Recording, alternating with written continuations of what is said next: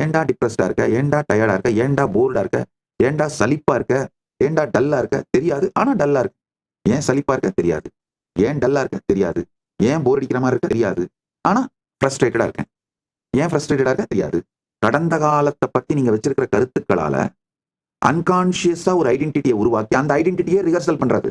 அதே மாதிரி அந்த அன்கான்சியஸ்னஸ்லயே உங்க ஃபியூச்சரையும் ப்ரெடிக்ட் பண்ணி பாக்குறது. எப்ப பார்த்தாலும் இது நடந்துருமோ, அது நடந்துருமோ, என் சொத்தை இவன் தூக்கிட்டு போயிடுவானோ, இல்ல அவன் தூக்கிட்டு போயிடுவானோ, இல்ல இப்படி ஏமாந்துருவனோ, அப்படி ஏமாந்துருவனோ, அதுலயும் இந்த தருதரம் முடிச்ச டிவி சீரியல்களை பார்த்துட்டு அதை அப்படியே மனசுக்குள்ள எடுத்து வந்து உங்க ஃபியூச்சரை பத்தி அன்கான்சியஸா ஆழமான பயத்தை கிரியேட் பண்ணிட்டு, இதுல ஒரு கொடுமை என்னன்னா அதை இன்ட்யூஷன் வேற தலைப்பு கொடுத்துக்கிறது, டைட்டில் கொடுத்துக்கிறது.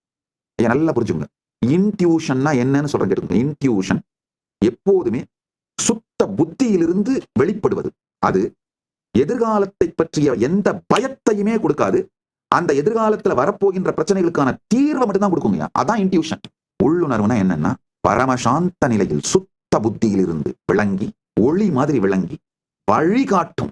பயம் காட்டாது. பயம் காட்டுவது உணர்வரு மனம். உள்ளுணர்வு கிடையாது. வழி காட்டுவதே உள்ளுணர்வு. அதை முதல்ல புரிஞ்சுக்கோங்க.